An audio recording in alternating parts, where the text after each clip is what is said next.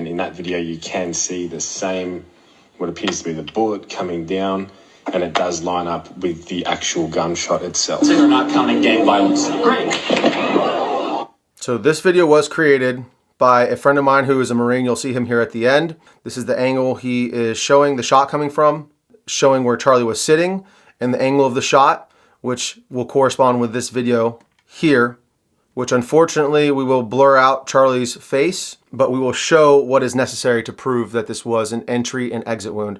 So you'll see him circle the highlighted area right there, and you'll see the exit wound corresponding after, a split second after, as it would from an entry and exit wound. So in this footage, you can clearly see that Charlie is shot from his back right, and there is blood splatter coming out of the entry wound immediately after a shot.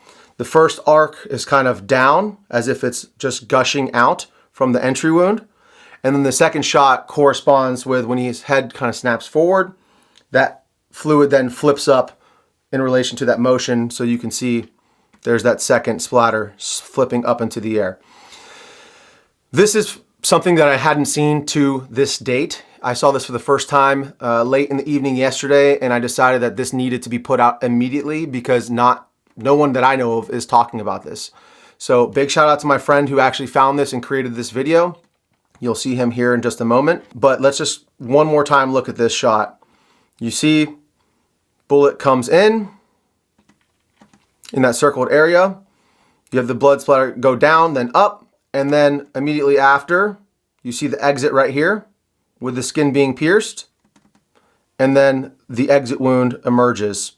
And again, that is not a far distance for a bullet to travel, whatever the caliber is, whether it be 5.56, 308, 30-06, it's not even a debate at this point. It doesn't matter what caliber killed him. What matters is that the official narrative is not true. Again, whether the FBI knows or not that they're lying, but this is 100% conclusive evidence that Charlie Kirk was shot in the back of the head, and it exited through the front of his throat. All of the evidence points to Charlie being shot from his back right. Now, including this little blood splatter that we can see here against the white backdrop, the extreme hemorrhaging from the front of his neck, which again corresponds with an exit wound, the extreme loss of blood. No matter what the caliber is, that distance, that amount of meat is not enough for most bullets to expand. I mean, 99.9% of bullets will not expand in that short distance. Most of them require 12 to 14 to 16 inches even sometimes of tissue to expand properly. Also, Charlie tensing up correlates and proves that he was hit in his spine. It's a spinal injury. Any of the game that I've shot in the neck or in the high vitals where you impact the spine, the game usually drops right in its tracks because you sever the spinal cord. This is again exactly what we see with Charlie. He tenses up. His head movement also correlates with being shot in the back of the head. His head snaps forward, and then he tenses up, and you see him fade away, drop the mic, and was absolutely traumatizing video footage. And I'm sorry to have to show you guys this again, but this needs to be seen and talked about because this is going to be suppressed in the algorithm. So make sure you share this with any of your friends, your family members. Save this video, whatever you need to do. So this video was actually provided to the channel by a friend of mine who is a Marine, and I forgot to show you the end of the video here.